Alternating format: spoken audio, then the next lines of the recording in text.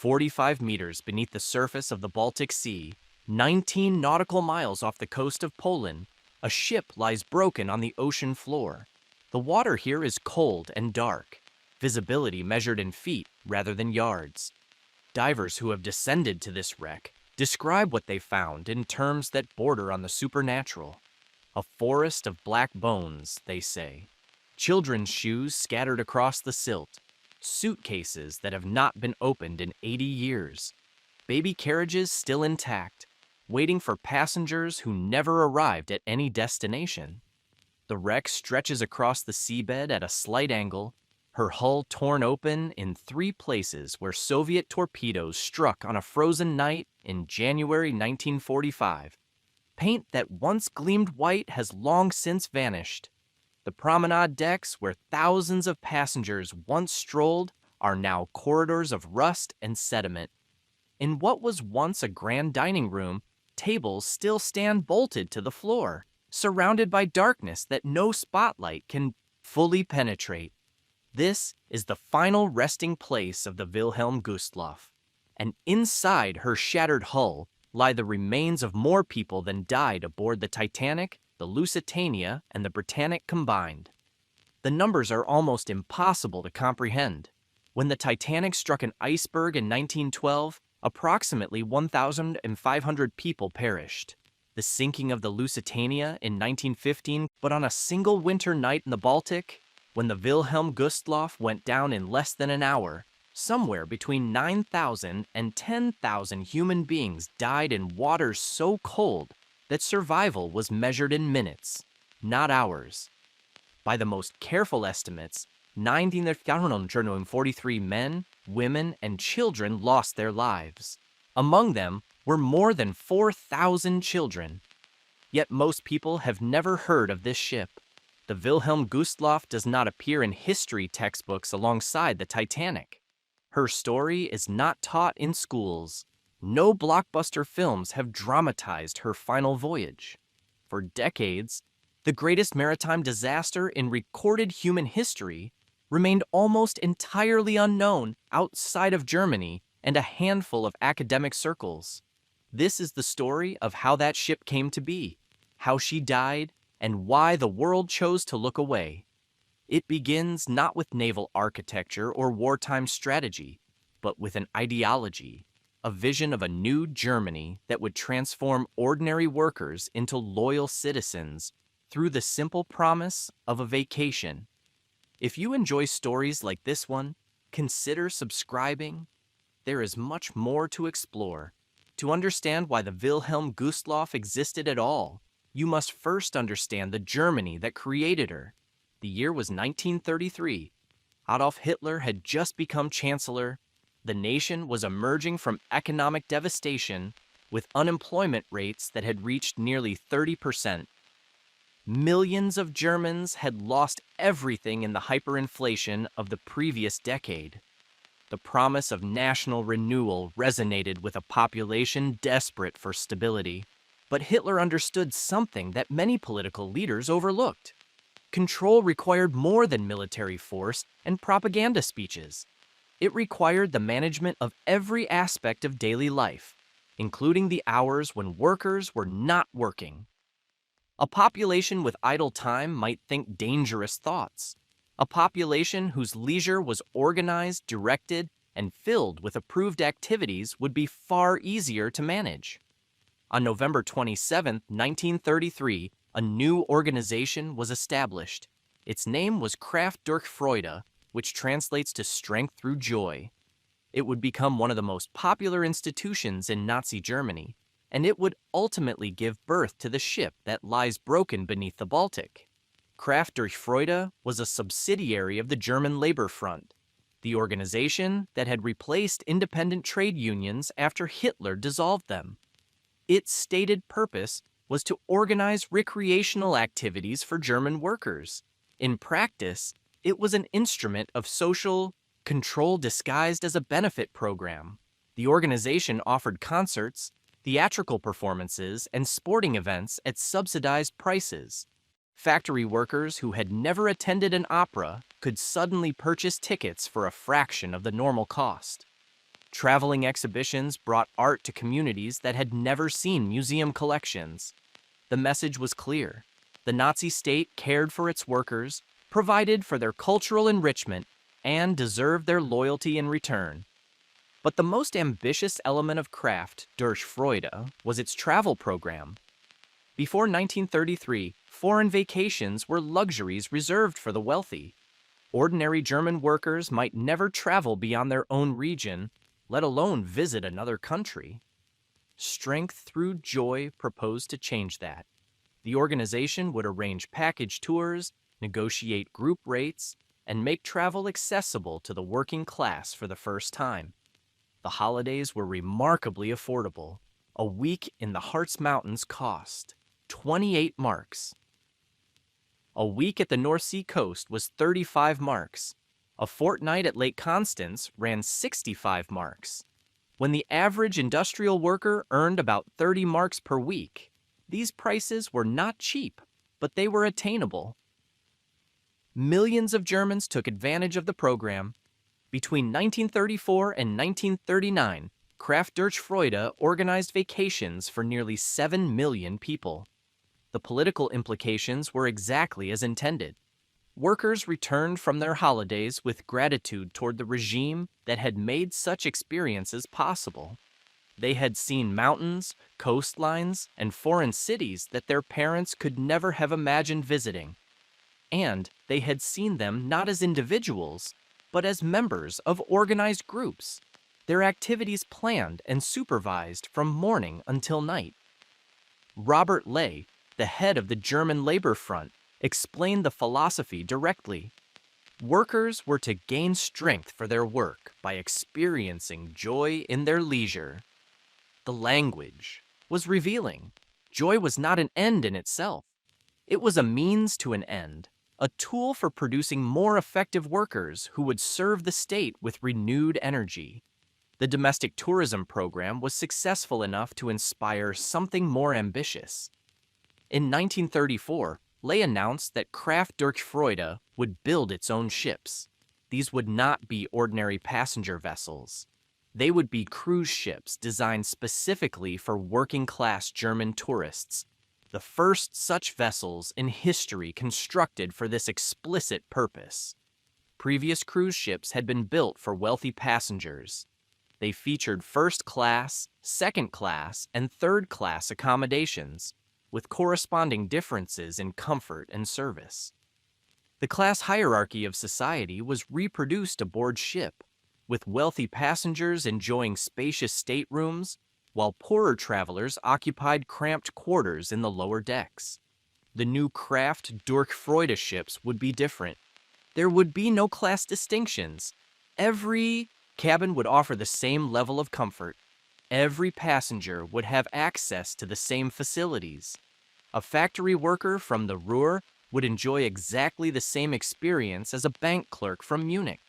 The ships themselves would embody the ideology of the Volksgemeinschaft, the people's community that Nazi propaganda promised to create. The first of these revolutionary vessels was launched in 1936. Named the Wilhelm Gustloff after a recently assassinated Nazi party leader, she would become the flagship of the Kraft durch Freude fleet. Her construction represented not merely a naval project, but a political statement about what Germany could achieve under its new leadership. The man for whom the ship was named deserves explanation, for his story reveals much about the era that produced the vessel. Wilhelm Gustloff was born in 1895 in the German town of Schwerin. He had worked as a bank clerk and later as an insurance agent before moving to Switzerland in 1917. There, in the town of Davos, he became active in Nazi politics at a time when the party was still a fringe movement. By the early 1930s, Gustloff had become the leader of the Nazi Party's foreign organization in Switzerland. He worked to recruit Swiss citizens of German descent and to promote Nazi ideology in a country that prized its neutrality. His activities brought him into conflict with both Swiss authorities and with opponents of fascism throughout Europe. On February 4, 1936, Gustloff was shot and killed at his home by David Frankfurter, a Yugoslav Jewish medical student. Frankfurter later explained that he had acted to draw attention to the persecution of Jews in Germany and to the threat that Nazism posed to Europe. He was arrested immediately and spent the next 18 years in Swiss prisons before being released and immigrating to Israel. Hitler used Gustloff's death as propaganda. The assassinated bureaucrat was transformed into a martyr. His funeral became a national event, broadcast across Germany by radio. And when the first Kraft Dirk Freud cruise ship was ready for naming, the choice was obvious. She would carry the name of a man who had died for the cause, a reminder to every passenger of the enemies who surrounded the Reich and the sacrifices that had been made to build the new Germany. The naming ceremony took place on May 5, 1937, at the Blohm und Voss shipyard in Hamburg. Hitler himself attended, delivering a speech to the assembled workers and dignitaries. The Führer stood at the podium as Hedwig Gustloff, the widow, swung a bottle of champagne against the hull. The ship that would one day become the largest maritime grave in history slid into the waters of the Elbe River for the first time. The Wilhelm Gustloff was not merely large, she was revolutionary. At 208.5 meters in length and 25,184 gross tons, she ranked among the larger passenger vessels of her era. But size alone did not make her remarkable. What distinguished the Wilhelm Gustloff was her purpose, and how every element of her design reflected that purpose. The naval architect responsible for her overall form was Blohm und Voss, the prestigious Hamburg shipyard that had been building vessels since the 1870s. They had constructed warships for the German Imperial Navy and passenger liners for major shipping companies. But they had never built anything quite like this. The external lines of the Wilhelm Gustloff were clean and modern, reflecting the streamlined modern aesthetic that dominated 1930s design. Her superstructure rose in tiers from the main deck, painted a gleaming white that could be seen for miles at sea. A single broad funnel dominated the profile, positioned toward the stern and painted in the colors of the German labor front. Her bow was gently curved rather than sharply raked, giving her an approachable appearance quite different from the aggressive profiles of contemporary warships. The ship could accommodate 1,465 passengers and carried a crew of approximately 420. Those numbers alone were impressive. But the truly revolutionary aspect lay in how those passengers were housed. Traditional cruise ships of the 1930s maintained rigid class distinctions. First-class passengers occupied the upper decks, enjoying spacious cabins with private bathrooms, access to elegant dining rooms, and exclusive deck space. Second-class passengers received smaller quarters with shared facilities. Third-class passengers, often immigrant travelers rather than tourists, were relegated to the lowest decks, sometimes in dormitory-style accommodations with minimal privacy. The Wilhelm Gustloff eliminated these distinctions entirely. She carried only one class of passenger. Every single one of her 489 cabins was an outside cabin, meaning that every passenger had a window or porthole with a view of the sea. This was unprecedented. On other ships, interior cabins without windows were standard for lower-paying passengers. On the Wilhelm Gustloff, no German worker would be forced to spend a voyage staring at a blank wall. The cabins themselves were modest but comfortable. Most were designed for 2 passengers, with built-in berths, a small closet, and a wash basin. Bathrooms were shared but readily accessible. The furnishings were simple and practical, reflecting the working-class origins of the expected passengers, rather than the opulence that characterized first-class accommodations on rival vessels.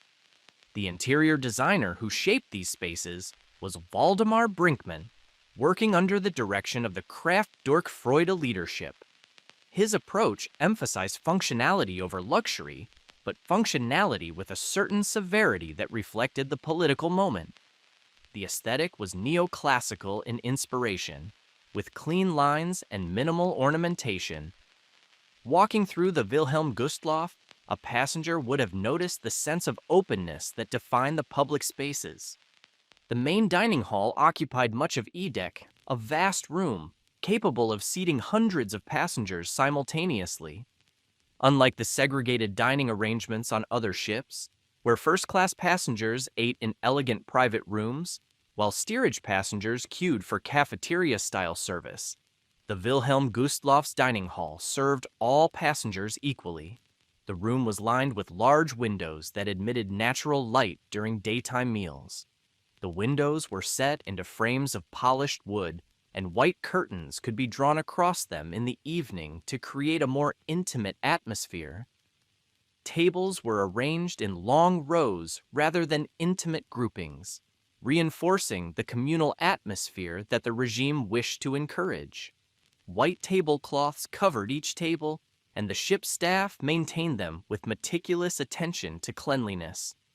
At one end of the hall, dominating the space, hung a large portrait of Adolf Hitler.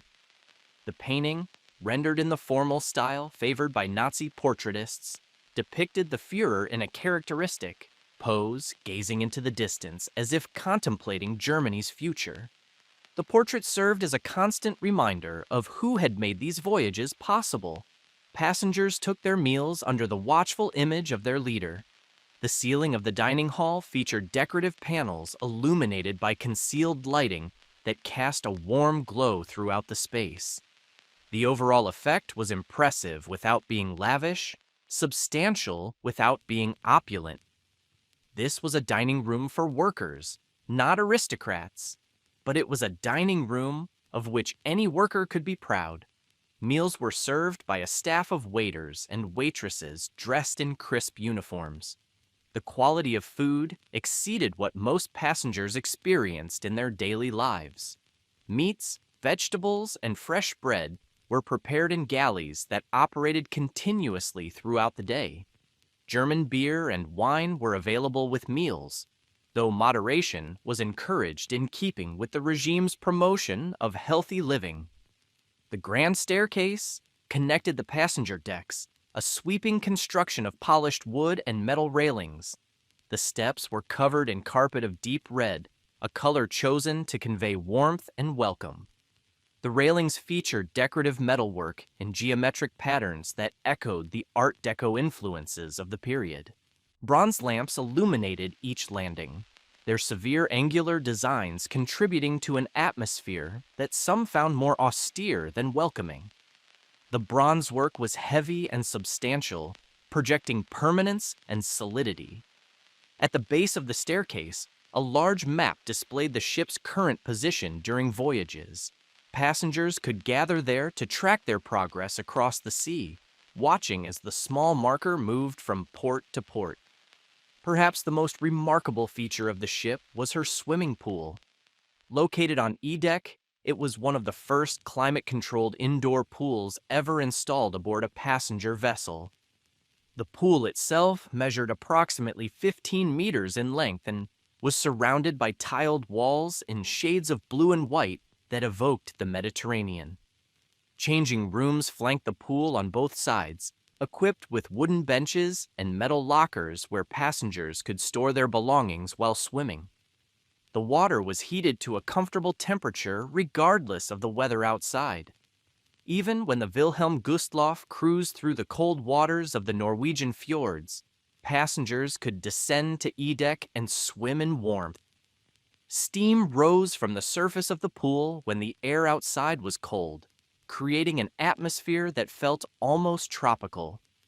Adjacent to the pool were shower rooms and changing facilities, all maintained to exacting standards by the ship's crew. Attendants were stationed there during operating hours to provide towels and assistance. The pool became one of the Wilhelm Gustloff's most popular attractions, a symbol of the previously unimaginable amenities that were now available to ordinary German workers. For factory workers from industrial cities, many of whom had never learned to swim and had certainly never seen an indoor pool, The facility represented a kind of miracle. They could immerse themselves in heated water while a ship carried them across the sea.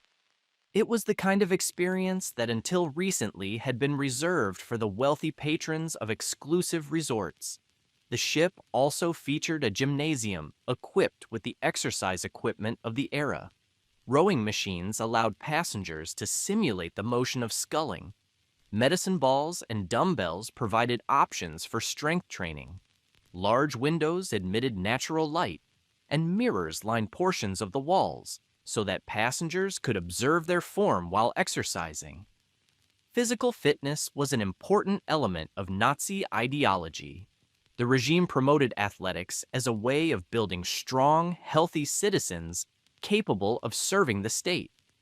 The gymnasium aboard the Wilhelm Gustloff reflected this philosophy, offering workers the opportunity to maintain and improve their physical condition even during their vacations. Entertainment options were abundant, and the ship's designers had put considerable thought into how passengers would spend their leisure hours. A cinema capable of showing approved German films could accommodate several hundred passengers at a time. The projection equipment was state-of-the-art for the 1930s, imported from the best German manufacturers. The screen was large enough to be visible from the back rows of seating, and the sound system, while primitive by later standards, was impressive for its era. The seats themselves were cushioned and comfortable, arranged in rows that descended toward the screen in a traditional theater configuration. The films shown were carefully selected by Kraft Dirk Freud officials. Newsreels promoting Nazi achievements preceded the main features, showing footage of rallies, industrial production, and military parades. Feature films avoided content that might be considered decadent or subversive. Musical comedies and historical dramas were popular choices. A full orchestra of professional musicians was maintained aboard ship, providing live music during meals and in the evening hours. The musicians were recruited from German conservatories and orchestras. They performed a repertoire that ranged from classical compositions to popular dance music of the day. Dancing was encouraged, both as recreation and as a way of building community among passengers who might never have met in their ordinary lives.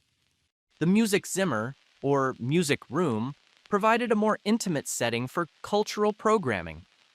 Smaller performances and lectures took place here, giving passengers exposure to composers and works they might never have encountered in their industrial hometowns. The room featured comfortable seating arranged in semicircular rows facing a small stage. A grand piano stood to one side, available for solo performances and accompaniment. Chamber music, concerts were scheduled regularly, and visiting lecturers spoke on topics ranging from German history to natural science. There was a beauty salon where female passengers could have their hair styled and their nails manicured, services that many working-class women had never experienced. The salon was staffed by trained cosmetologists who could provide the latest fashions in hairdressing. A barbershop served male passengers, offering haircuts and shaves in the traditional German manner. A library offered approved reading material, including newspapers, magazines, and books that had passed Nazi censorship. Passengers could borrow volumes and read in comfortable chairs arranged near windows with sea views. The selection emphasized German literature, adventure stories, and educational texts about history and geography. A small hospital occupied space on one of the lower decks, staffed by physicians and nurses who could handle medical emergencies at sea. The facility included examination rooms, a small pharmacy, and beds for patients who required observation. For a ship carrying more than 1,000 passengers on voyages lasting a week or more, such facilities were essential. The Winter Garden, located high in the superstructure, represented one of the ship's most pleasant public spaces. It offered panoramic views through floor-to-ceiling windows that wrapped around 3 sides of the room. Passengers gathered here to watch the sea and to socialize in comfortable wicker furniture arranged among potted plants and small trees that gave the space its name. The plants were maintained by the ship's crew, who watered and tended them throughout each voyage. Palm fronds and flowering plants created an atmosphere of tropical warmth even when the ship cruised through northern waters. On sunny days, light flooded through the glass, warming the space naturally. The winter garden became a favorite gathering spot for passengers seeking quiet conversation away from the more active public areas. In the evenings, the winter garden was illuminated by soft lighting that created an intimate atmosphere for card games and quiet drinks. Small tables were arranged throughout the space, and stewards circulated with refreshments. Passengers who wished to escape the organized activities elsewhere on the ship often retreated here for private conversations. On the upper decks, passengers could stroll along broad promenades that wrapped around the superstructure. These covered walkways, protected from wind and weather by the decks above, allowed passengers to take exercise regardless of conditions outside. Deck chairs were available for those who wished to relax in the open air, wrapped in blankets provided by the ship's staff. The promenade decks offered views in all directions. Passengers could watch the sea on either side, observe approaching ports, or simply enjoy the sensation of moving across open water. For workers who spent their lives in factories and tenements, these deck walks provided an unprecedented connection to the natural world. For recreation, the ship offered a bowling alley, one of the few aboard any passenger vessel of the era. The 2 lanes, located in the lower sections of the ship, attracted passengers looking for active entertainment. Competitions were organized during longer voyages, with small prizes awarded to the best bowlers. The sound of pins falling became a familiar backdrop to life aboard the Wilhelm Gustloff. One cabin aboard the Wilhelm Gustloff stood apart from all others. Located on B deck, it was designated as Adolf Hitler's private suite. The rooms were more spacious than the standard passenger cabins and were decorated with greater formality. Heavy curtains framed the windows. The furniture was more substantial, the fittings more elaborate. Hitler never used this suite. Despite the prominent role he played in the ship's launching ceremony, the Führer never sailed aboard the Wilhelm Gustloff. The rooms remained vacant throughout the ship's cruising career, maintained and cleaned regularly, but never occupied. They existed as a kind of shrine, a permanent reminder of the leader's presence even in his absence. The ship's design reflected a fundamental tension at the heart of the Kraft durch Freude program. On one hand, the vessel was meant to project socialist ideals, emphasizing equality among passengers and the elimination of class distinctions. On the other hand, it was unmistakably a product of the Nazi state, decorated with symbols of the regime and designed to cultivate loyalty to Hitler. Large bronze lamps illuminated the corridors, their severe designs contributing to an atmosphere that some passengers found more austere than welcoming. The color palette throughout the ship emphasized browns, whites, and muted tones. There was little of the playful decoration that characterized Art Deco luxury liners. The Wilhelm Gustloff was serious, purposeful, and unmistakably German. The overall effect was of a ship that could have been beautiful, but chose instead to be impressive. She was meant to overwhelm passengers with her scale and her amenities, not to charm them with elegance. Every element of her design served the broader purpose of demonstrating what National Socialist Germany could provide for its workers. The Blom und Voss shipyard occupied a commanding position along the Elbe River in Hamburg. Founded in 1877, the firm had grown into one of Germany's premier shipbuilders, responsible for some of the most significant vessels in German naval and commercial history. By the time the Wilhelm Gustloff contract was awarded in 1935, The shipyard employed thousands of workers and operated facilities that stretched along the waterfront. Construction of the ship represented more than an engineering challenge. It was a political project of the highest order, overseen not only by naval architects, but by officials of the German labor front who understood the propaganda value of what they were building. The timeline was aggressive. The regime wanted the ship completed quickly, both to demonstrate German industrial capability and to begin the Kraft durch Freude cruising program as soon as possible. The keel was laid in early 1936. From that moment forward, the shipyard operated on an accelerated schedule. Workers arrived in shifts around the clock. The steel skeleton of the hull rose steadily from the slipway, rib by rib, plate by plate. The welders worked in conditions that would have been considered dangerous by later standards, climbing across scaffolding high above the river with minimal safety equipment. By the autumn of 1936, the hull was complete enough to slide down the ways and into the water for the first time. The launching ceremony on May 5, 1937, was a major propaganda event. Hitler's presence underscored the importance that the regime attached to the project. Newsreel cameras recorded the moment when the hull first touched water, images that would be shown in cinemas throughout Germany. After launching, the ship was towed to a fitting-out berth where the interior work began.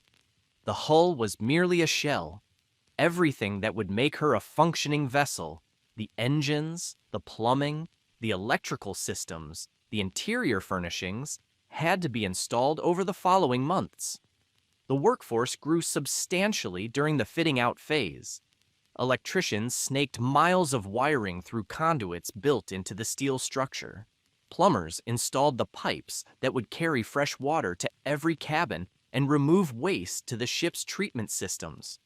Carpenters built walls and installed the paneling that would give passenger spaces their finished appearance. The engine rooms received their power plants. The Wilhelm Gustloff was equipped with diesel-electric propulsion, a relatively modern system for the 1930s that offered advantages in both efficiency and reliability. The main engines drove generators that produced electricity, which in turn powered the motors connected to the propeller shafts. This arrangement allowed for precise control of the ship's speed and gave engineers flexibility in managing the power plant. Every element of the construction was documented and photographed for propaganda purposes. Images of German workers building a ship for German workers reinforced the ideological messages that the regime wished to convey. The project was presented as evidence that National Socialism was delivering on its promises, creating jobs, building impressive infrastructure, and providing unprecedented opportunities for ordinary citizens. By late 1937, the Wilhelm Gustloff was substantially complete. She was the largest ship ever built for the German labor front, and her completion represented a significant achievement for the Blohm and Voss workforce. Final preparations for sea trials occupied the closing weeks of the year. The ship departed Hamburg for her maiden cruise in March 1938. She was the first purpose-built cruise ship ever constructed exclusively for working-class passengers. Nothing like her had existed before. The Kraft durch Freude leadership celebrated her completion as a triumph of National Socialist planning and German industrial prowess. The Wilhelm Gustloff's first operational voyage began in March 1938. She departed Hamburg bound for Madeira, the Portuguese island in the Atlantic that had become a popular destination for European cruise passengers. The ship carried a full complement of passengers, workers who had earned their places through the Kraft durch Freude allocation system. The atmosphere aboard was celebratory. Many passengers had never been to sea before. They had certainly never experienced anything like the accommodations the Wilhelm Gustloff offered. The outside cabins, the heated swimming pool, the full orchestra at dinner, these were luxuries that had previously been unimaginable for people of their economic class. The voyage to Madeira took several days. Passengers spent their time exploring the ship, attending organized activities, and simply enjoying the novel experience of being at sea. The regime's propagandists had done their work well. Passengers understood that they were participating in something historic, a voyage that demonstrated the generosity of their government and the superiority of the National Socialist system. Over the following months, the Wilhelm Gustloff settled into a regular cruising schedule. She made voyages to Norway, visiting the spectacular fjords that had long attracted wealthy tourists but had been inaccessible to working-class Germans. She cruised the Mediterranean, calling at Italian ports where passengers could experience the culture of Germany's fascist ally. She visited the British Isles, Africa, and the Canary Islands. Each voyage was heavily documented. Photographers captured passengers relaxing on deck, dining in the Grand Hall, swimming in the pool.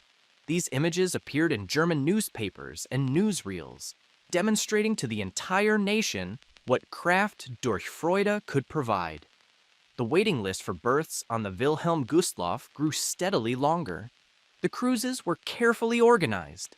Passengers received detailed itineraries specifying activities for each day. There was little unstructured time. Mornings might feature gymnastics on deck, followed by lectures on the history of the destinations to be visited. Afternoons offered excursions when the ship was in port, or organized games and entertainment when at sea. Evenings brought dinner with the orchestra, followed by dancing or films in the cinema. The regimentation extended even to shore excursions. When the ship called at foreign ports, passengers disembarked in organized groups led by Kraft durch Freude guides. They visited approved tourist sites, attended arranged cultural events, and returned to the ship at scheduled times. The experience was more managed, tour than independent travel, but for passengers who had never left Germany, it was nonetheless extraordinary. Perhaps the most politically significant voyage of the Wilhelm Gustloff's cruising career took place in April 1938. Germany had announced a national referendum to approve the Anschluss, the annexation of Austria that had occurred the previous month. The regime wanted overwhelming approval, and that meant ensuring that every German citizen had the opportunity to vote, including those at sea. The Wilhelm Gustloff was cruising off the coast of England when the referendum was held. The ship put into the port of Tilbury, where a polling station was established aboard.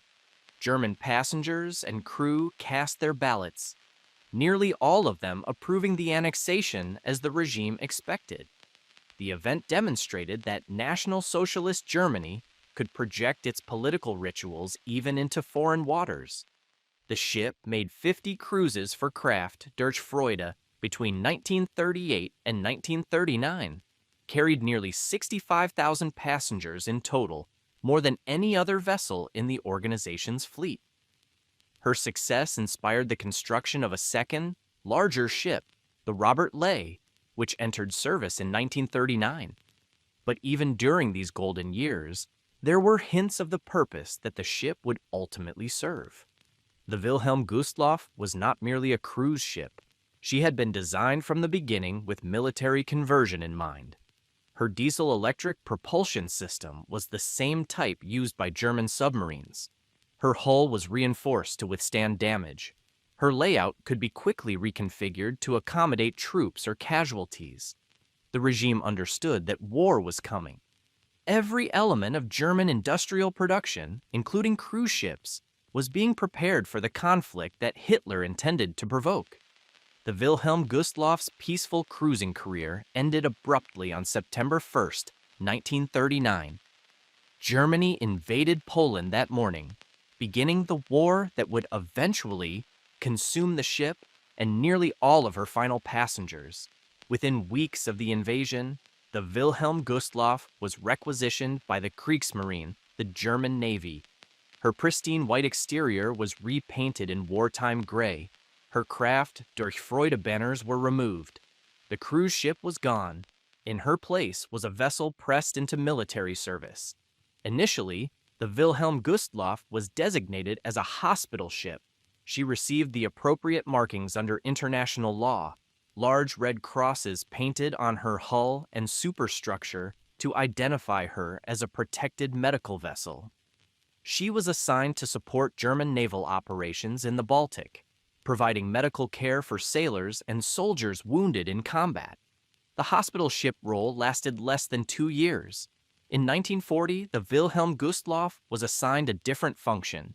She became a floating barracks for the 2nd Submarine Training Division, based at the port of Gotenhafen, which the Germans called by its German name, Gdynia.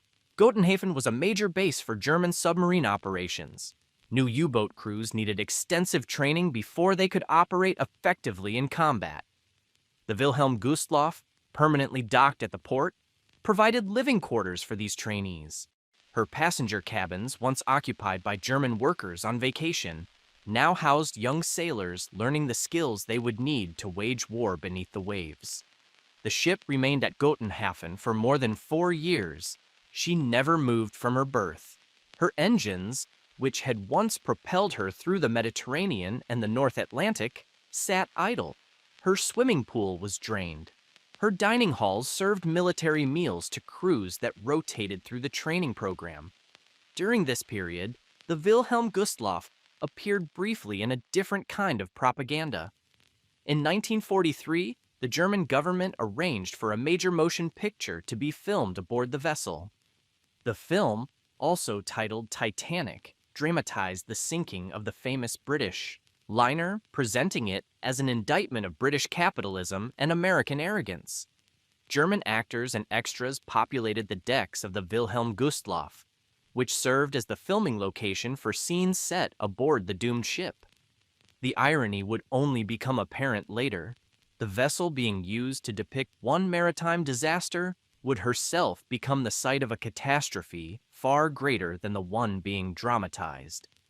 By early 1945, the situation for Germany had deteriorated catastrophically. The Soviet Red Army had launched massive offensives on the Eastern Front, driving German forces back toward the Reich. In January, Soviet troops crossed into East Prussia, the German territory that had been separated from the rest of the country by the Polish corridor since the Treaty of Versailles.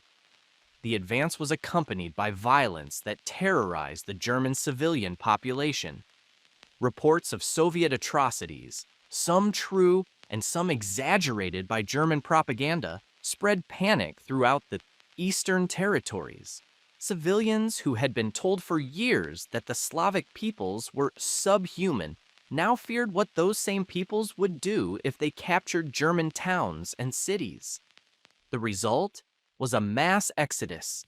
Hundreds of thousands of German civilians fled westward, abandoning homes their families had occupied for generations. They traveled on foot, by horse cart, by any means available. The winter of 1944-1945 was brutally cold. Temperatures fell to minus 18 degrees Celsius. Roads were clogged with refugees. Soviet aircraft strafed the columns of fleeing civilians. Many died before they ever reached the ports that offered escape by sea. The German Navy recognized that evacuation by land was becoming impossible. On January 21, 1945, Grand Admiral Karl Dönitz authorized Operation Hannibal, a massive naval evacuation of German troops and civilians from the Baltic ports. It would become the largest seaborne evacuation in human history, dwarfing even the famous rescue at Dunkirk. The scale of Operation Hannibal is difficult to comprehend. Between January 21 and May 8, 1945, German naval and merchant vessels evacuated somewhere between 800,000 and 900,000 civilians, along with approximately 350,000 military personnel from the Baltic ports. The evacuation at Dunkirk, which has been celebrated for generations as one of the greatest naval operations in history, rescued approximately 340,000 men. Operation Hannibal moved more than 3 times that number. The operation employed every available vessel. Warships, passenger liners, cargo vessels, fishing boats, anything that could float and carry people was pressed into service. The ships shuttled continuously between the besieged ports and safety in the west. making voyage after voyage despite the constant threat of Soviet submarines, aircraft, and mines. The human cost of Operation Hannibal was enormous. While the vast majority of evacuees reached safety, thousands died at sea. The Wilhelm Gustloff would be the largest single loss, but she was not the only vessel sunk. The General von Steuben was torpedoed on February 10th, killing approximately 4,500 people. The Goya was sunk on April 16th, with an estimated 7,000 dead. The Cap Arcona was attacked by British aircraft in the final days of the war, killing approximately 4,500 people, most of them concentration camp prisoners whom the Nazis had loaded aboard to prevent their liberation. Despite these losses, Operation Hannibal saved far more people than it killed. Without the evacuation, hundreds of thousands of German civilians would have faced the advancing Red Army with no means of escape. The operation remains one of the largest and most successful naval evacuations in history, even though its story has been largely forgotten outside of Germany. The Wilhelm Gustloff, which had sat motionless at Gotenhafen for more than 4 years, was about to move again. But this would not be a pleasure cruise. This would be a desperate voyage to save as many lives as possible from the advancing Soviet army. The ship that had been built to demonstrate the generosity of the Nazi state toward German workers was about to become a lifeboat for a nation facing destruction. The scene at Gotenhafen in late January 1945 defied comprehension. The port, which had served primarily as a military facility throughout the war, was now overwhelmed by desperate humanity. Refugees poured in from the countryside, having survived journeys of dozens or hundreds of kilometers through frozen landscapes. Many had walked for days, sometimes weeks. They had lost family members to Soviet attacks, to the cold, to the chaos of the roads. They arrived at the port with little more than the clothing they wore and the bags they could carry. The stories they told were horrifying. Columns of refugees had been strafed by Soviet aircraft, bodies left lying in the snow because there was no time to bury them. Families had been separated in the chaos, children lost, elderly relatives abandoned when they could no longer keep pace. The temperature had fallen as low as minus 18 degrees Celsius. Frostbite had claimed fingers, toes, and sometimes limbs. Some refugees had crossed the frozen Vistula Lagoon on foot, risking death through the ice to escape the advancing army. Among those who reached Gotenhafen were the Harder family from Königsberg. The mother, Erna, had shepherded her 3 children through a journey of more than 100 kilometers. Her husband had been conscripted into the Volkssturm, the desperate last-ditch militia of old men and boys that the regime was throwing against the Soviet advance. She had not heard from him in weeks. She did not know if he was alive or dead. All she knew was that she had to get her children to safety. The Peterman family had fled from a small village near Elbing. They had loaded what they could onto a horse-drawn cart and joined the endless columns moving west. The horse had died 3 days into the journey, collapsing in the snow. They had abandoned their possessions and continued on foot, carrying only what they could hold in their arms. By the time they reached the port, the children could barely walk. Thousands of such stories converged on Gotenhafen.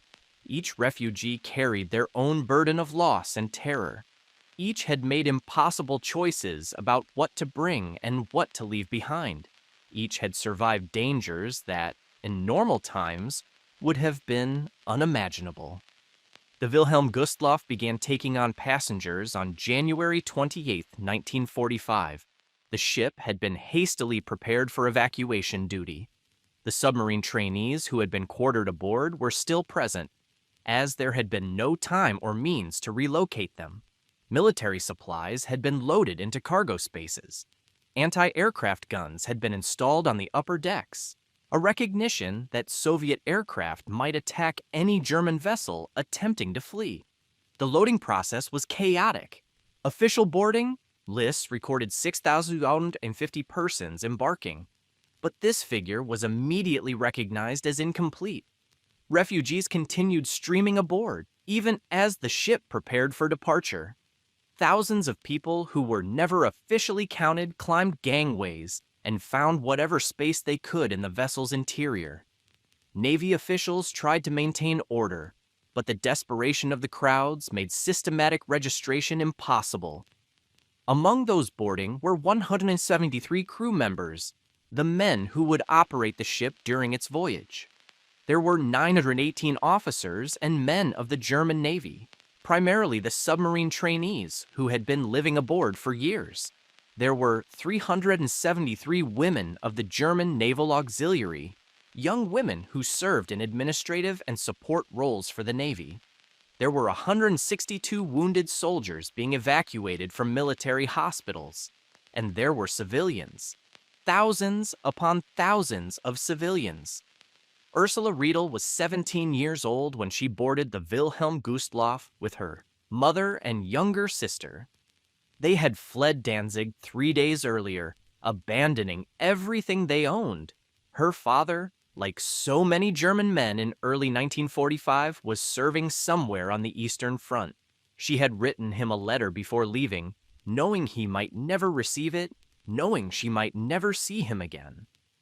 The Bendel family boarded together, parents and 4 children ranging in age from 3 to 12. They had traveled for a week to reach Gotenhafen, sleeping in barns and abandoned buildings, begging food from farmers whose own supplies were dwindling.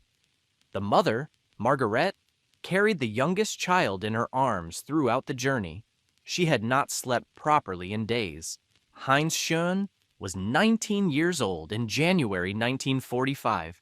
He was serving as a purser aboard the Wilhelm Gustloff, one of the crew members who witnessed the boarding process firsthand. Decades later, after years of research, Schön would calculate that the ship departed with approximately 10,582 people aboard. More than 8,756 of these were civilians, and among the civilians were between 4,000 and 5,000 children. The ship, designed to carry fewer than 2,000 passengers, was now loaded with more than 10,000 human beings. It was the most overcrowded vessel in maritime history. Passengers occupied every available space. The cabins were packed beyond capacity, with entire families squeezed into rooms designed for 2 people. Strangers shared beds. Children slept on the floor. The corridors were lined with people who had found no other place to rest, their belongings piled around them. The dining halls became dormitories, with refugees sleeping on the floor between the bolted-down tables. The portrait of Hitler still hung on the wall, gazing down at exhausted families who had lost everything except the hope of escape. The grandeur of the room, designed to impress workers on holiday cruises, now served as shelter for the dispossessed. The grand staircase, once the ceremonial heart of the ship, was impassable. People sat on every step, blocking movement between decks. The bronze lamps that had been installed to project permanence and solidity now illuminated a scene of human desperation. Even the corridors that led to the lower decks were filled. People sat with their backs against the walls, children sleeping in their laps. The air grew thick with the smell of unwashed bodies and the sounds of crying children. The swimming pool on E-deck, once a symbol of the luxuries available to German workers, had been drained of water and was now filled with members of the Women's Naval Auxiliary. Hundreds of young women, most of them in their late teens or early 20s, lay on mattresses and blankets arranged across the empty pool basin. They had been assigned this space because there was simply nowhere else for them to go.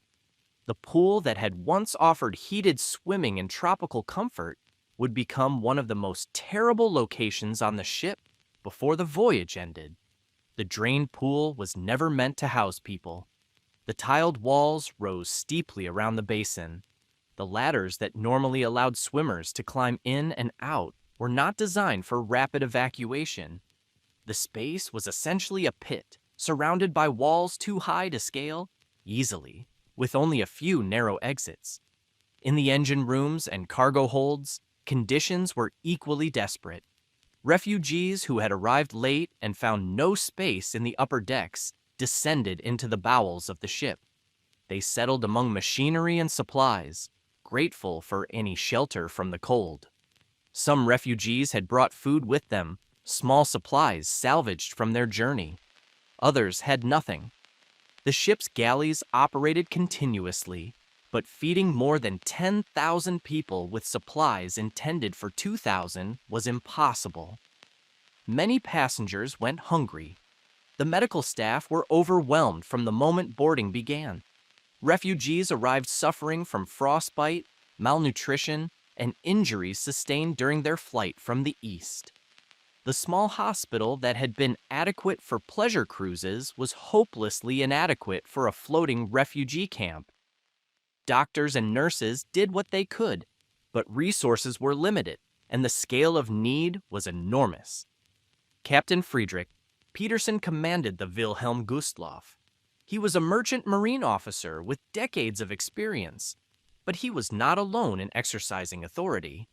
The ship had 4 captains aboard, a result of the chaotic circumstances of her deployment. There was Petersen himself.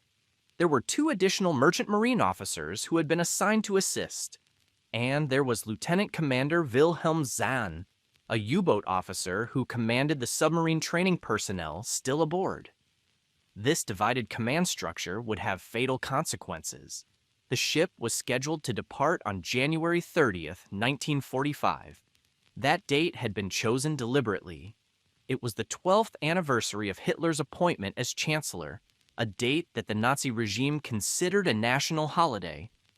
Whether this coincidence influenced the timing of departure, or whether it was merely an accident of the evacuation schedule, remains unclear. The original plan called for the Wilhelm Gustloff to sail in convoy with other vessels, protected by a substantial escort. But circumstances had changed by the time of departure. The ship Hansa, which was supposed to accompany her, experienced mechanical problems and was unable to sail.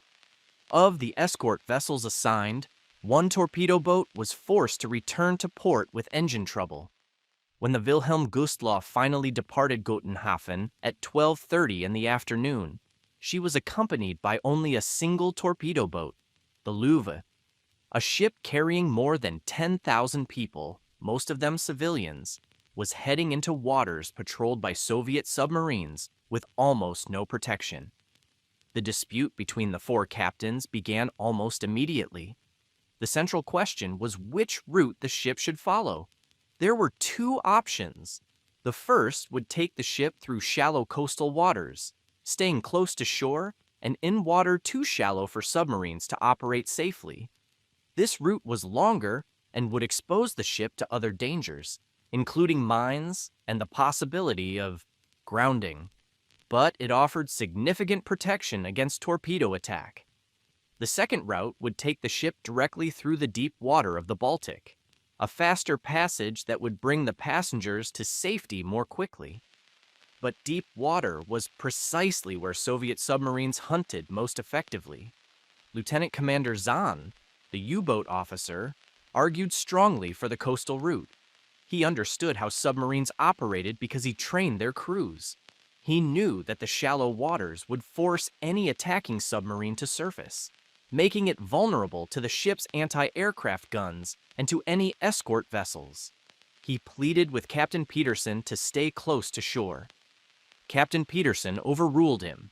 He ordered the ship into deep water.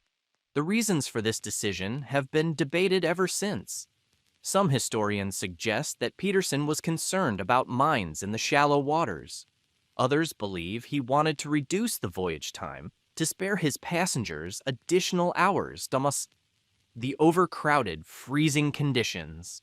Still others suggest that he simply did not appreciate the submarine threat in the same way that Zahn, who trained submarine commanders, did. Whatever his reasoning, the decision placed the Wilhelm Gustloff on a course that took her directly into the path of Soviet submarine S-13. As darkness fell on January 30th, the ship continued westward through the Baltic. The temperature outside was approximately minus 10 degrees Celsius. Inside, conditions were scarcely better. The ship's heating systems were overwhelmed by the number of passengers. Children cried from cold and hunger. The smell of thousands of unwashed bodies packed into spaces designed for hundreds became oppressive. At approximately 9 p.m., Captain Peterson made another decision that would prove catastrophic.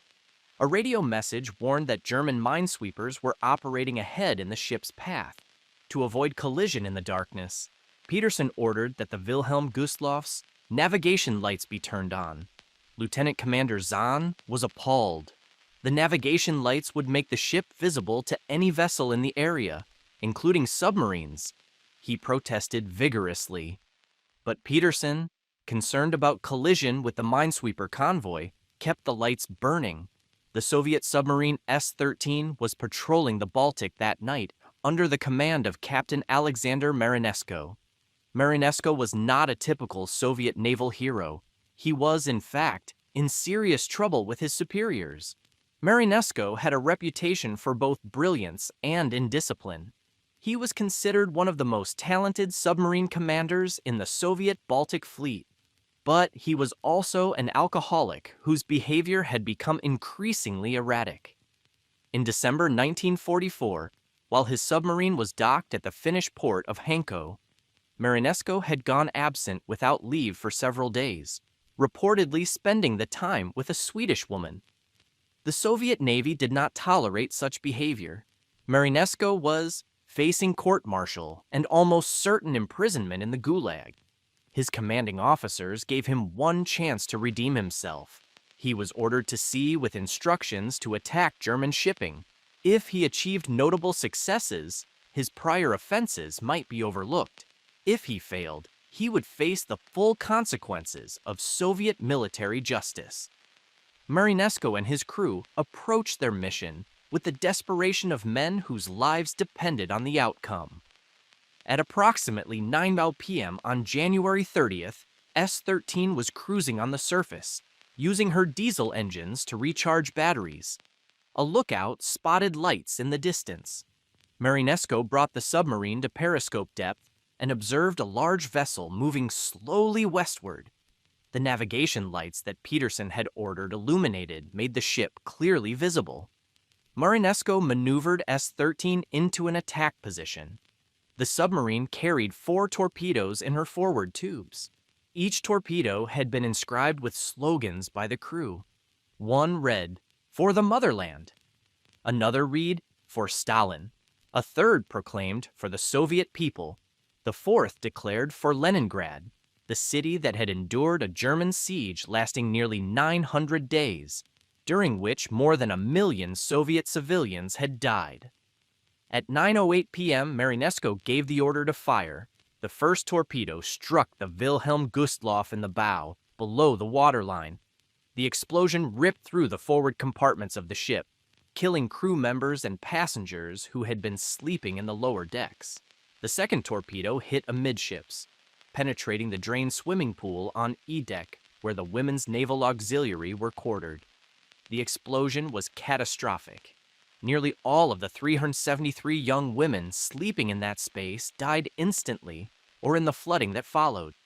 The water that poured through the ruptured hull filled the empty pool with a deadly mixture of seawater and fuel oil. The third torpedo struck near the stern, destroying the engine room and killing the engineering staff who were operating the ship's propulsion systems. The diesel-electric motors that had once powered peaceful cruises to Madeira and Norway fell silent. The Wilhelm Gustloff lost all power. She began to list heavily to port. One torpedo failed to fire. Had it struck the ship as well, the sinking would have been even faster, though it is difficult to imagine how the death toll could have been significantly higher. The scene aboard the ship in the minutes following the attack defies adequate description. More than 10,000 people had been packed into a vessel designed for fewer than 2,000. When the explosions tore through the hull, chaos erupted instantly. Passengers who had been sleeping were thrown from their bunks. Others were killed immediately by the blast or by the flooding that followed. In the darkness, broken glass and falling debris injured those who had survived the initial impact.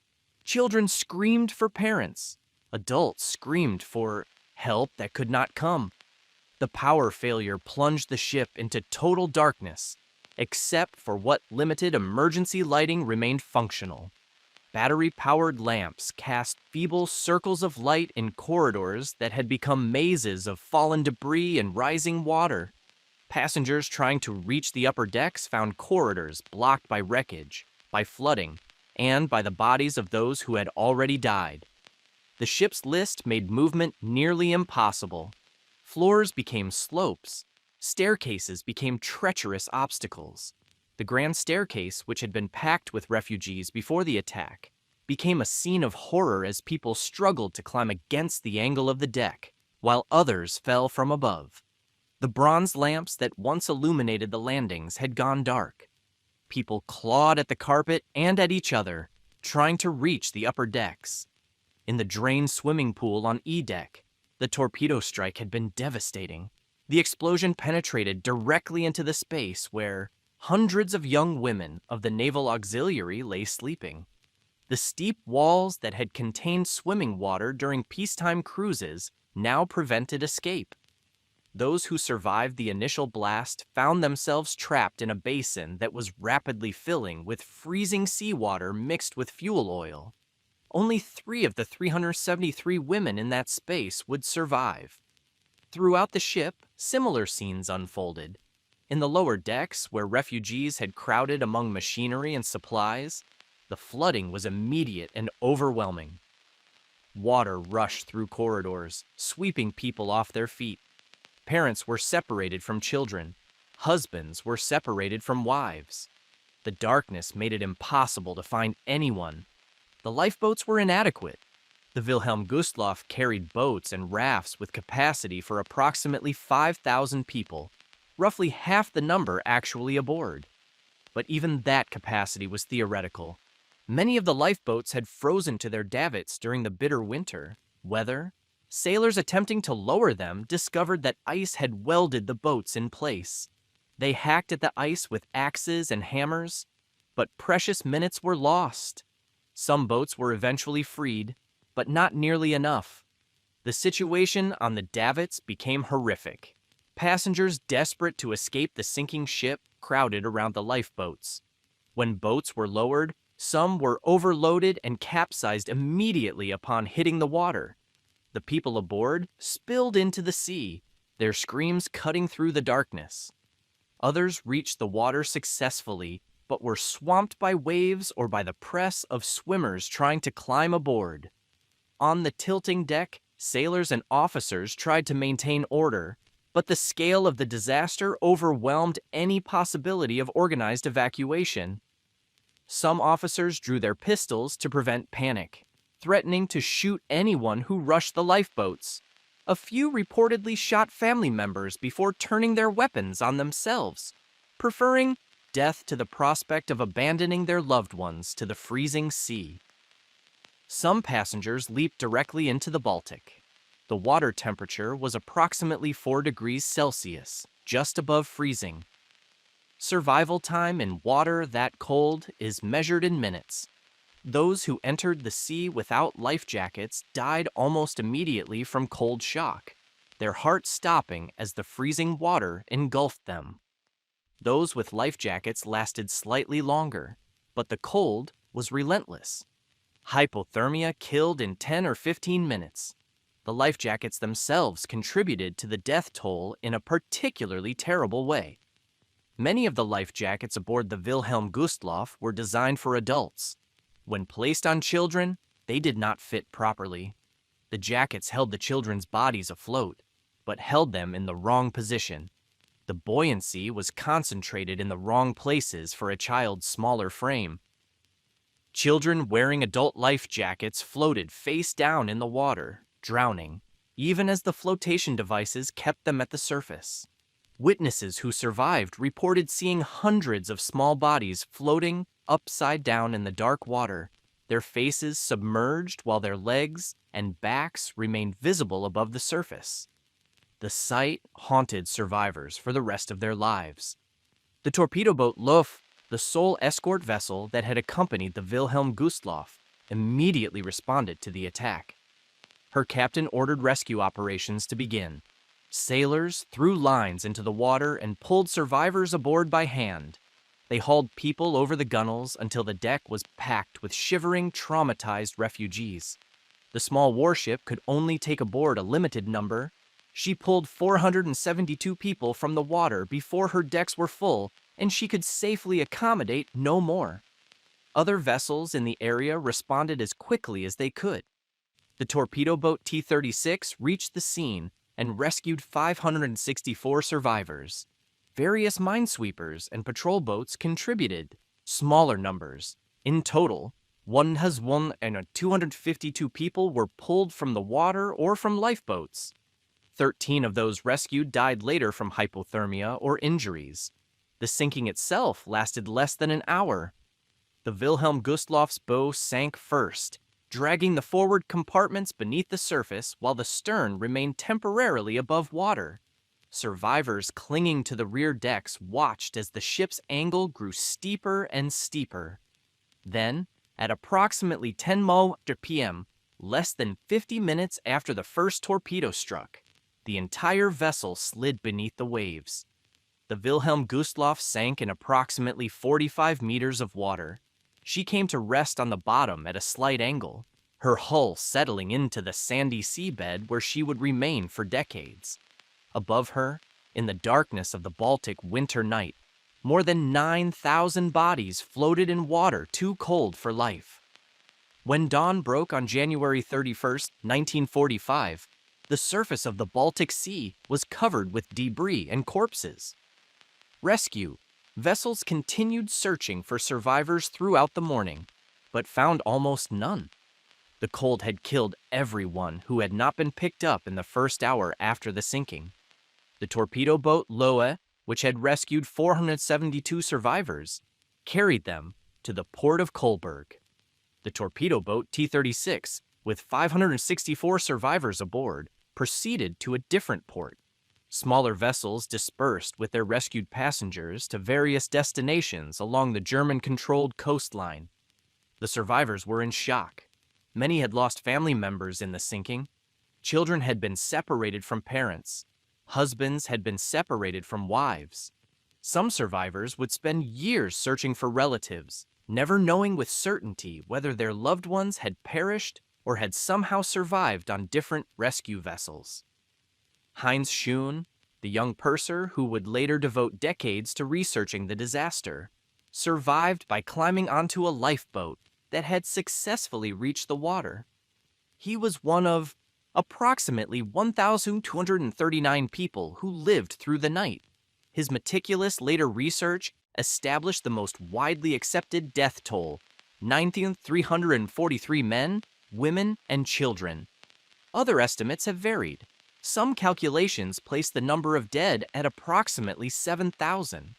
Others suggest it may have exceeded 10,000. The uncertainty reflects the chaos of the boarding process, when thousands of refugees climbed aboard without being formally registered. Whatever the precise number, the sinking of the Wilhelm Gustloff was by far the deadliest maritime disaster in recorded history. It killed approximately 6 times as many people as the Titanic. It killed more than the Titanic, the Lusitania, and the Britannic combined. It killed more than all the major maritime disasters of the 20th century added together. Yet the event received almost no attention at the time. The Nazi regime, which had celebrated the Wilhelm Gustloff as a symbol of its generosity toward workers, said almost nothing about her loss. A brief announcement was made, but no details were provided. The propaganda machine that had generated endless positive coverage of the ship's pre-war cruises fell silent about her catastrophic end. There were practical reasons for this silence. Germany in early 1945 was collapsing on all fronts. Soviet forces were advancing from the east. American and British forces were advancing from the west. The regime had more pressing concerns than commemorating a maritime disaster, especially one that revealed the desperation of Germany's military situation.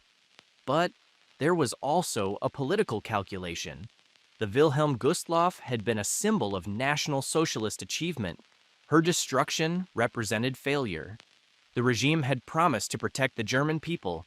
The 9,000 dead testified to the hollowness of that promise. The Soviet Union, for its part, also said little about the sinking.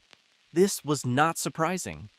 While the attack on the Wilhelm Gustloff was a legitimate act of war, attacking a ship carrying thousands of civilian refugees was not something to celebrate publicly. Soviet propagandists preferred to emphasize other military achievements. Captain Marinesko, who had commanded S-13 during the attack, did not receive the recognition he had hoped for. Despite having achieved one of the most destructive submarine attacks in naval history, he was denied the title Hero of the Soviet Union. Soviet authorities considered him not suitable to be a hero due to his prior disciplinary problems. Marinesko was instead awarded the Order of the Red Banner, a lesser decoration. He continued serving in the submarine force but was demoted from captain to lieutenant, preventing him from receiving further commands. In October 1945, less than a year after sinking the Wilhelm Gustloff, he was dishonorably discharged from the Soviet Navy. His subsequent life was difficult. In 1949, Marinesko was convicted of theft and sentenced to 3 years in the Kolyma Gulag, one of the most brutal camps in the Soviet system. He survived the imprisonment and was eventually released. His naval rank was reinstated in 1960, but he never returned to sea. Marinesko died of cancer on November 25, 1963, at the age of 50. He had spent his final years as a largely forgotten figure, the commander of the most destructive submarine attack in history, reduced to obscurity by the very government he had served. In 1990, following the collapse of the Soviet Union, Marinesko was posthumously awarded the title Hero of the Soviet Union by Mikhail Gorbachev. The honor came nearly half a century too late for the man himself to appreciate it. The Wilhelm Gustloff attack was not the only success for S-13 during that patrol. 11 days after sinking the Gustloff, on February 10, 1945, Marinesko torpedoed another German ship, the General von Steuben. That vessel was also carrying refugees and wounded soldiers. Approximately 4,500 people died in her sinking, in total during a single patrol lasting less than 3 weeks. S-13 killed more than 13,000 people. It remains the most destructive submarine cruise in naval history. The sinking of the Wilhelm Gustloff killed more people than any other maritime disaster in recorded history. Yet the event remains largely unknown outside of specialized historical circles. This silence requires explanation. The immediate explanation is simply the timing. The Wilhelm Gustloff sank on January 30th, 1945. 3 months later, Adolf Hitler was dead, and Nazi Germany had ceased to exist. The world was focused on the end of the war, on the liberation of concentration camps, on the trials at Nuremberg, on the reconstruction of Europe. In that context, the deaths of German civilians, even thousands of children, did not command attention. The victims of the Wilhelm Gustloff were German. They had lived under a regime that had perpetrated the Holocaust, started a world war, and caused the deaths of tens of millions of people across Europe and beyond. The suffering of Germans, however real, seemed to many observers like a form of justice, a consequence of the horrors that Germany itself had unleashed. This perspective was understandable, but also incomplete. The passengers of the Wilhelm Gustloff were not concentration camp guards. They were not soldiers who had committed atrocities. They were refugees, many of them elderly people, women and children, fleeing from violence that they could not control. Their deaths were tragic regardless of the crimes committed by their government. But the post-war period offered little space for such nuanced assessments. Germans who expressed grief over German suffering were suspected of minimizing Nazi crimes. Researchers who investigated German casualties were accused of drawing false moral equivalences. The suffering of Holocaust victims seemed to demand that German suffering remain unacknowledged. The Cold War complicated matters further. Germany was divided into East and West. Both German states needed to construct new national identities that distinguished them from the Nazi past. For West Germany, this meant emphasizing economic recovery, democratic institutions, and integration with Western alliances. For East Germany, it meant emphasizing anti-fascist ideology and socialist transformation. Neither German state had much interest in remembering the Wilhelm Gustloff. The disaster represented a period that both governments preferred to forget. It reminded Germans of the chaotic final months of a war they had lost. It reminded them of the millions who had fled the Eastern territories, never to return. It reminded them of crimes and suffering on all sides that defied simple moral categories. The Soviet Union had even less interest in commemorating the event. Soviet propagandists had spent decades portraying the Red Army as liberators who had defeated fascism and freed Europe from tyranny. The sinking of a ship carrying thousands of civilian refugees did not fit this narrative. It was easier to say nothing. Western nations largely followed suit.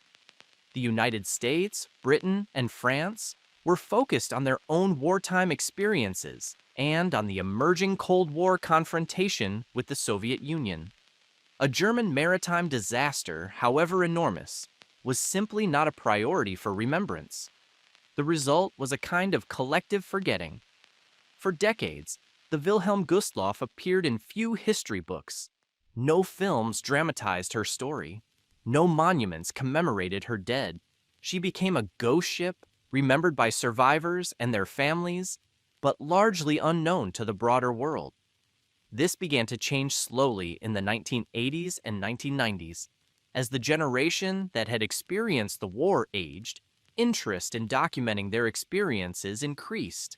Heinz Schoen, the survivor who had dedicated his life to researching the disaster, published detailed accounts that provided the first comprehensive documentation of the sinking. In 2002, the German writer Günter Grass published a novel titled Im Krebsgang, translated into English as Crab Walk. The book told the story of the Wilhelm Gustloff through multiple generations of a German family. Grass, who had won the Nobel Prize for Literature in 1999, brought the disaster to international attention for the first time. Other works followed.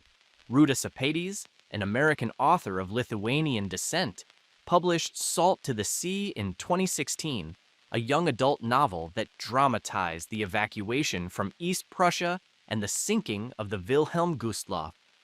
The book won numerous awards and introduced the story to a new generation of readers. Documentary filmmakers have explored the disaster as well. Ghosts of the Baltic Sea and Sinking Hitler's Supership are among the films that have attempted to reconstruct what happened on that January night in 1945. Yet even now, 8 decades after the event, the Wilhelm Gustloff remains far less famous than the Titanic. There are no blockbuster films.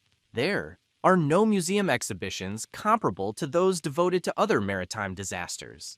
The ship's story remains on the margins of historical consciousness, acknowledged by specialists but unknown to most. The wreck of the Wilhelm Gustloff lies at coordinates 55 progressing or 922N, 17 to 25, 17E, in Polish territorial waters approximately 19 nautical miles off the coast. She rests at a depth of approximately 45 meters, her hull broken and partially buried in the sandy seabed. For decades after the war, the wreck received little attention. Cold War boundaries meant that the site lay in waters controlled by Soviet allies. Access was restricted.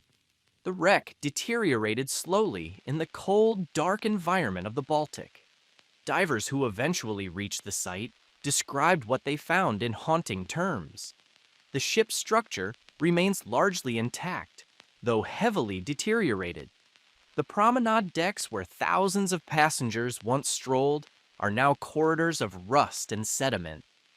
The grand dining hall, where workers once ate beneath the portrait of Adolf Hitler, is a dark chamber filled with debris.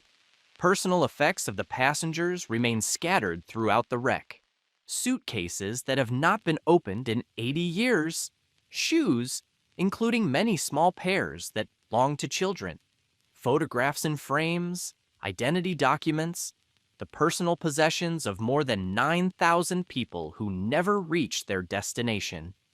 The swimming pool where hundreds of young women died remains identifiable, though transformed by decades of submersion.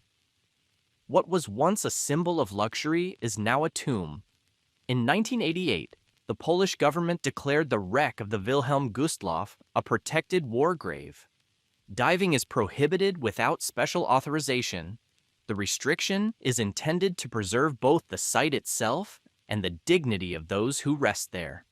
The war grave designation has not prevented all disturbance. In the years following the collapse of the Soviet Union, treasure hunters became interested in the wreck. Rumors circulated that valuable artifacts, including pieces of the famous Amber Room looted by German forces from Russian palaces, might be hidden aboard. No such treasures have ever been found. Heinz Schoen, the survivor who devoted his life to documenting the disaster, died in 2013 at the age of 87. His ashes were scattered over the wreck site on May 10th of that year, returning him to the ship where his journey had begun nearly 7 decades earlier.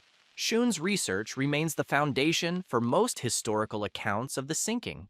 He interviewed survivors, examined documents, and calculated passenger totals with meticulous care. His conclusion that 9,343 people died has been accepted by most historians and was confirmed by a computer simulation conducted for a 2003 Discovery Channel documentary. The legacy of the Wilhelm Gustloff remains contested. For some, she represents German suffering during World War II, a reminder that war inflicts casualties on all sides. For others, she represents the consequences of Nazi aggression, the price paid by Germans for supporting a regime that brought destruction upon Europe. For still others, she is simply a tragedy, a mass death that deserves remembrance regardless of the political context in which it occurred. The ship that was built to demonstrate the generosity of National Socialist Germany toward its workers became the site of the greatest maritime disaster in human history. The vessel that once cruised peacefully to Madeira and Norway, carrying passengers who had never before experienced such luxury, ended her days as a desperate lifeboat for refugees fleeing the consequences of their government's crimes. More than 9,000 people died on the Wilhelm Gustloff. Among them were more than 4,000 children. They perished in water so cold that survival was impossible for anyone who entered it. They died in darkness, in chaos, in terror. Most of their bodies were never recovered. The world looked away, and for decades, their deaths went largely unremembered. The Wilhelm Gustloff lies on the floor of the Baltic Sea, 19 miles from the Polish coast. Her hull, once painted gleaming white, has long since disappeared beneath layers of marine growth and sediment. Her engines, which once carried German workers on the vacations of their lives, will never turn again. The dining halls where thousands ate beneath chandeliers are dark chambers now, home to fish and silence. Above the wreck, the waters of the Baltic continue their ancient rhythms. Ships pass overhead on routes that connect the ports of northern Europe. Sailors and passengers aboard those vessels rarely think about what lies below. The Wilhelm Gustloff was built to project an ideology. She was designed to demonstrate that National Socialist Germany cared for its workers, that the Nazi regime could provide opportunities previously reserved for the wealthy. Every element of her Construction served this political purpose. The equal cabins, the swimming pool, the orchestra at dinner, all of it was meant to cultivate loyalty to Hitler and gratitude toward the state. In the end, the ship became something far different from what her builders intended. She became a desperate refuge for people fleeing the consequences of the very regime she had been built to glorify. The passengers who boarded her on that final voyage were not vacationers enjoying state-sponsored luxury. They were refugees, terrified of the army advancing from the east, desperate to escape a catastrophe their government had created. The silence that followed the sinking was, in its way, as significant as the disaster itself. A maritime tragedy that killed 6 times as many people as the Titanic passed into near total obscurity. The dead were German, and in the aftermath of the Second World War, German dead did not command sympathy. This silence was understandable. The crimes of Nazi Germany were so enormous that any focus on German suffering seemed to minimize the suffering of their victims. The Holocaust killed 6 million Jews. The war killed tens of millions across Europe and Asia. Against such numbers, the deaths of 9,000 Germans aboard a single ship seemed, to many observers, like a small and deserved portion of a much larger justice. But the passengers of the Wilhelm Gustloff were not the architects of Nazi crimes. They were not camp guards or invasion planners. They were refugees. Many were children. They died in terror and cold, not because of anything they had done, but because they happened to be German at a moment when being German meant being caught between advancing armies and frozen seas. Their deaths matter, not as a counterweight to German crimes, not as evidence that all sides committed equal wrongs, but simply as human deaths, individual lives ended in darkness and ice. History is not a ledger where suffering on one side cancels suffering on another. The victims of the Wilhelm Gustloff do not diminish the victims of the Holocaust. The murdered Jews of Europe do not diminish the drowned children of the Baltic. Each death was an individual tragedy. Each life ended was a complete human story, with parents and hopes and fears cut short by violence. The Wilhelm Gustloff asks us to remember what we might prefer to forget: that war kills the innocent along with the guilty, that the children of aggressors are still children, that a ship full of refugees is a ship full of human beings regardless of which government those refugees fled. She lies beneath the Baltic now, a mass grave marked only by the cold waters above. Her passengers have been dead for 80 years. Most of their names are unknown.